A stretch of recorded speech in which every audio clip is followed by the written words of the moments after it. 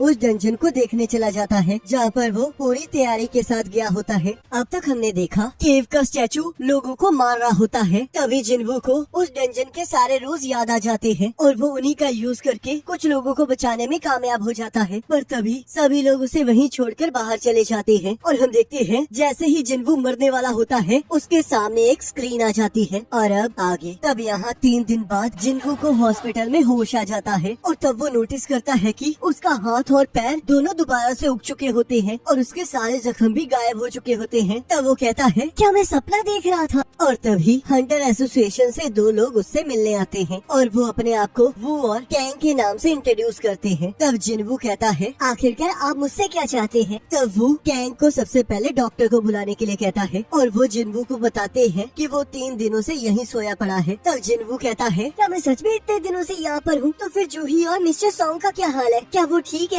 तब वो कहता है वो दोनों ठीक है। मिस्टर सॉन्ग ने अपना एक हाथ खो दिया है जिस वजह से शायद वो अब रिटायरमेंट ले लेंगे और जूही को साइकोलॉजिकल शॉक लगा है और वो उसी चीज का ट्रीटमेंट करवा रही है, तो शायद ही वो अब हंटर की जॉब कर पाए। उस डंजन में से सिर्फ 6 ही लोग हैं जो कि जिंदा वापस आए हैं। चाहे हंटर्स की जॉब हमेशा से खतरनाक रही है पर इस तरह के हादसे बहुत कम होते हैं। पर पता नहीं कैसे जब हमें सर्वाइवर्स की रिपोर्ट मिली तब हमने एक टीम को व्हाइट टाइगर गिल्ड के साथ अंदर भेजा और उन्हें वहाँ सिर्फ तुम ही मिले। पर वहाँ पर ना ही हमें कोई स्टैचू दिखे और ना ही कोई टेम्पल। मुझे पता है कि तुम्हें इस पर विश्वास नहीं होगा पर यही सच्चाई है। पर मैं तुम्हें ये बता दूं कि अगर हमें सर्वाइवर्स की स्टेटमेंट सही ना लगती या फिर हमें कोई बॉडी ना मिलती तो इन सभी का जिम्मेदार सिर्फ तुम्हें ही ठहराया जाता, पर अब ऐसा नहीं है। तो मैं तुमसे एक सवाल पूछना चाहता हूँ, तो क्या तुम मुझे ये बता सकते हो कि क्या तुमने रीअवेकनिंग को एक्सपीरियंस किया है या नहीं? जिसे सुनकर जिन्वू हैरान हो जाता है और हमें बताता है एक हंटर की एबिलिटी अवेकनिंग के टाइम ही सेट हो जाती है और वो अपनी पूरी जिंदगी में उसे चेंज नहीं कर पाता। पर फिर भी कुछ ऐसे रेयर हंटर्स होते हैं जो कि सेकंड टाइम अवेकनिंग को फील करते हैं और उसके बाद वो ए रैंक या फिर एस रैंक हंटर्स बन जाते हैं। और तब यहाँ कैंग जिन्वू के सामने मैजिक पावर डिटेक्टर रख देता है और जिन्वू बहुत एक्साइटमेंट में आता है। अगर बाकी सर्वाइवर्स की बात मानी जाए तो वहाँ पर कुछ ऐसे मैजिक बीस्ट थे जिन्होंने छुट्टियों में लोगों को मार दिया, तो फिर तो कोई भी लो रैंक हंटर वहाँ से जिंदा वापस नहीं आ सकता। पर इसके बावजूद भी वो सारे मैजिक बीस्ट वहाँ से गायब हो चुके थे। तो इसका मतलब सिर्फ ए रैंक या फिर एस रैंक हंटर ही है जो ये काम कर सकता है और यही वो कारण है जिस वजह से हमें लग रहा है कि इसने अब सेकंड अवेकनिंग को पा लिया है। और तभी जिन्वू की पावर का स्कोर 10 आता है जो कि सिर्फ एक ई रैंक का हो सकता है। तब यहाँ वापस जाते हुए कैंग कहता है एक ई रैंक हंटर का भी स्कोर कम से कम 70 तो होता ही है और इसका तो 10 है, तो इसका मतलब ये तो बस एक आम आदमी है। तब वो सोचता है वो डंजन भी अब गायब हो चुका है और अब हम उसे इन्वेस्टिगेट भी नहीं कर सकते। पर आखिरकार कैसे ये लड़का वहाँ से जिंदा वापस आ गया? तब यहाँ जिन्वू सोचता है इन्होंने तो ऐसे ही मुझे एक्साइटेड कर दिया था। तब मुझे एक चीज समझ नहीं आ रही, क्या इन लोगों को स्क्रीन से कोई प्रॉब्लम नहीं हुई या फिर वो लोग इसे देख ही नहीं पा रहे थे? और तब हम देखते हैं उस स्क्रीन पर अनरेड मैसेजेस की नोटिफिकेशन आ रही होती है और जिन्वू उसे टच भी नहीं कर पा रहा होता और तभी उसे अचानक यस पर क्लिक करके प्लेयर बन जाता है। और तभी वहाँ उसकी बहन आ जाती है और कहती है तुम्हें अपना ध्यान रखना चाहिए। क्या तुम्हें अंदाजा भी है कि मुझे कितनी चिंता हो रही थी? बाकी सभी लोग सही सलामत वापस आ जाते हैं पर आखिरकार हर बार तुम्हें ही क्यों चोटें लगती है? अगर तुमने फिर से अपनी लाइफ को डेंजर में डाला तो मैं स्कूल को छोड़कर काम पर लग जाऊंगी ताकि तुम्हें ये काम करने ही ना पड़े। प्लीज मुझे माफ कर दो, मैं समझ गया हूँ। पर मुझे ये बताओ कि तुम्हें ये स्क्रीन दिखाई दे रही है? और हम देखते हैं जिना को कुछ दिखाई नहीं दे रहा होता। तब जिन्वू कहता है क्या तुम मुझे ये बता सकती हो कि गेम्स में अनरेड मैसेजेस को कैसे देखा जाता है? तुमने तो बहुत सारी गेम्स खेली है ना, तुम्हें बस मैसेज बॉक्स को ओपन करना होगा। और तब जिन्वू जैसे ही मैसेज बॉक्स को ओपन करने के लिए कहता है तभी हम देखते हैं उस स्क्रीन पर वो नोटिफिकेशन ओपन हो जाती है जहाँ पर उसकी स्ट्रेंथ ट्रेनिंग के लिए डेली टास्क आया होता है। तब जिन्वू कुछ सोचने लगता है और तब जिना जिन्वू को ठीक पाकर अपनी फ्रेंड के साथ वापस चली जाती है। तब जिन्वू और भी नोटिफिकेशंस को ओपन कर लेता है जहाँ पर बताया गया होता है कि ये सिस्टम प्लेयर की डेवलपमेंट के लिए बनाया गया है और अगर आप किसी भी चीज को करने में फेल होते हो तो आपको उस चीज की सजा मिलेगी और अगर आप इसे कंप्लीट करते हो तो आपको रिवॉर्ड्स भी दिए जाएंगे। और जिन्वू को कुछ समझ नहीं आ रहा होता मिलता है ताकि वो उसी की तरह ताकतवर बन सके। और वहाँ पर नीचे एक वार्निंग लिखी होती है कि अगर आपने दिए हुए टाइम में इसे कंप्लीट नहीं किया तो आपको सजा मिलेगी। और जिन्वू उन सभी चीजों को इग्नोर कर देता है। तब यहाँ वो प्रेसिडेंट गो को जिन्वू के बारे में रिपोर्ट देता है और उन्हें ये भी बताता है कि उसके अंदर कोई चेंजेस नहीं आए हैं। तब प्रेसिडेंट गो कहते हैं शुक्र है हम लोग लकी थे कि डंजन टूटा नहीं, पर अभी भी बहुत सारी ऐसी मिस्ट्रीज हैं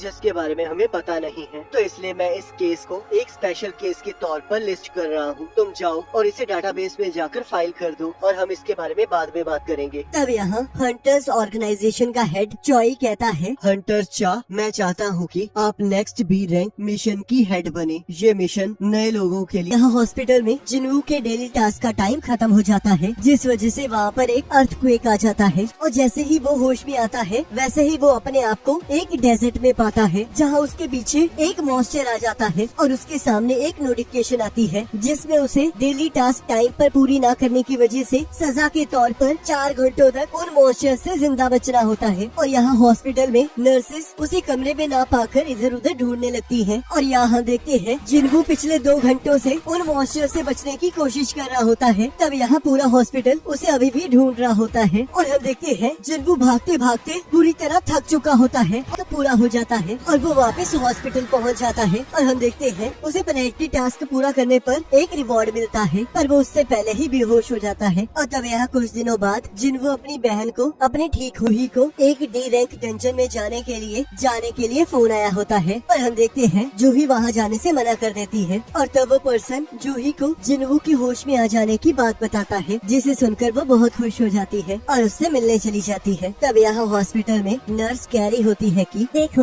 उसने फिर से भागना शुरू कर दिया है। जब से वो उठा है वो तब से हर रोज ऐसे ही भागता रहता है। हंटर्स बाकी लोगों से ज्यादा जल्दी रिकवर कर जाते हैं, पर फिर भी मैंने इसे आराम करने के लिए कहा था, पर इसने मना कर दिया और कहने लगा कि मुझे अपनी ताकत को इंक्रीज करना है तो मुझे ये करना ही होगा। तो यहाँ जिनवू अपना डेली टास्क पूरा कर चुका होता है और हमें बताता है कि मुझे होश में आए आज चौथा दिन हो चुका है और अब मुझे कुछ चीजें समझ आने लगी हैं, जिसमें से पहली है कि जो ये मेरे सामने चीज है वो कोई मेरी इमेजिनेशन नहीं है, और दूसरा है कि अगर मैं डेली टास्क को पूरा करता हूँ तो मुझे 3 रिवॉर्ड्स मिलते हैं, जिसमें से पहला है फुल रिकवरी जिससे मैं पूरी तरह से ठीक हो जाता हूँ, और दूसरा है एबिलिटी पॉइंट्स और मैं इन पॉइंट्स को उन एबिलिटीज में डाल सकता हूँ जिसे मैं इम्प्रूव करना चाहता हूँ। मेरी एबिलिटी में सबसे ज्यादा इम्पोर्टेंट मेरी स्ट्रेंथ है और जब भी मेरा कोई एबिलिटी पॉइंट इंक्रीज करता है तब मेरी पावर भी बढ़ जाती है और मैं उसे महसूस भी कर पाता हूँ। यहाँ पर और भी स्किल्स और इन्वेंट्री है जो कि बिल्कुल गेम की तरह है। और तब वो ये सोच कर हंसने लगता है और हम देखते हैं सभी लोग उसे ही घूर रहे होते हैं। तब यहाँ उसे सारे के सारे डेली टास्क को पूरा करके एक बॉक्स मिलता है जिसमें से उसे एक की मिलती है। तभी उसके सामने एक नोटिफिकेशन आ जाती है जहाँ पर उसे एक डंजन के बारे में बताया जाता है। तब जिनवू कहता है, आखिरकार ये क्या है? क्या ये भी मेरी स्ट्रेंथ ट्रेनिंग का हिस्सा है? और तब उसे डंजन का नाम सुनते ही वो टेम्पल याद आ जाता है। तब यहाँ हम देखते हैं न्यूज में अलग अलग गेट्स के ओपन होने के बारे में बताया जा रहा होता है और साथ ही साथ उनके रैंक के बारे में बताया जाता है। तब हम यहाँ देखते हैं जिनवू अपनी माँ से मिलने गया होता है और तभी हमें 4 साल पहले का फ्लैशबैक दिखाया जाता है, जहाँ जिनवू की मॉम एकदम से ही बेहोश हो जाती है और वो उन्हें लेकर हॉस्पिटल चला जाता है। तब डॉक्टर उसे बताते हैं कि तुम्हारी माँ इटर्नल स्लम्बर में चली गई है, जिसे हम फाइनल स्लीप भी कहते हैं। ये एक ऐसी कंडीशन है जो कि गेट के अपीयर होने के बाद शुरू हुई है और ये 1000 लोगों में से किसी एक को ही होती है। इसके बारे में अफवाह ये है कि ये तभी होती है जब आप मैजिक में ज्यादा देर तक रह लेते हो, पर फिर भी अभी की मेडिकल टेक्नोलॉजी के हिसाब से हम तुम्हारी माँ को सिर्फ जिंदा रख सकते हैं। और तब हम देखते हैं जिनवू अपनी माँ के इलाज के लिए मेहनत कर रहा होता है। तभी उसे एहसास होता है कि उसके अंदर पावर्स आ चुकी है और वो एक हंटर बन जाता है। और तब वो घर आकर अपनी बहन को जिस वजह से वो लोग उसके साथ कोई भी मैजिकल आइटम को शेयर करने से मना कर देते हैं। तब हम यहाँ देखते हैं जिनवू उस नोटिफिकेशन में आए उस डंजन को देखने चला जाता है, जहाँ पर वो पूरी तैयारी के साथ गया होता है और सोचता है मैं पूरी तरह से तैयार हूँ और मुझे अपनी बच निकलने की एबिलिटी पर पूरा विश्वास है, तो इसलिए अगर मैं पिछली बार की तरह किसी मुसीबत में फंसा तो मैं अपनी पूरी ताकत के साथ वहाँ से भाग आऊंगा। और तब हम देखते हैं वो उस की को बाहर निकाल लेता है और अचानक से उसके सामने एक गेट आ जाता है जिसे वो उस चाबी से खोल देता है और उसके अंदर चला जाता है। और तब उसे फिर से एक नोटिफिकेशन आती है जिससे उसके बाहर जाने का रास्ता बंद हो जाता है। पर तभी वो नोटिस करता है एक लड़की उसके पास आकर उस जगह से बाहर निकल जाती है। तब जिनवू सोचता है, अब मुझे समझ में आया, ये एक अलग डायमेंशन है। इंस्टेंस डंजन बाकी डंजन से अलग है और मैं कभी भी ऐसे डंजन में नहीं आया हूँ, पर मेरे हिसाब से ये रेड गेट की तरह सिमिलर है। और कहता है, आखिरकार अब मैं क्या करूँगा? मैंने तो सोचा था कि अगर यहाँ पर कुछ भी हुआ तो मैं यहाँ से भाग जाऊंगा, पर अब तो वापस जाने का रास्ता ही बंद हो चुका है। पर तभी उसके सामने एक नोटिफिकेशन आती है जिस पर लिखा होता है कि आप इस डंजन से तभी बाहर निकल सकते हैं जब आप इस डंजन के बॉस को हरा देंगे या फिर आप टेलीपोर्टेशन स्टोन का यूज कर सकते हैं। तब जिनवू कहता है मैं तो कोई ई रैंक मॉन्स्टर को भी नहीं हरा सकता हूँ, तो आखिरकार कैसे मैं इस डंजन को क्लियर करूँगा? ये तो मेरे लिए सच में बहुत मुश्किल है। क्या मैं सच में बिना किसी की मदद लिए बॉस को हरा पाऊंगा? पर अब मेरे पास कोई चॉइस नहीं है। और तब वो डंजन के अंदर बढ़ने लगता है और तब हम देखते हैं उसके साथ लड़ने के लिए 3 गॉब्लिन आ जाते हैं।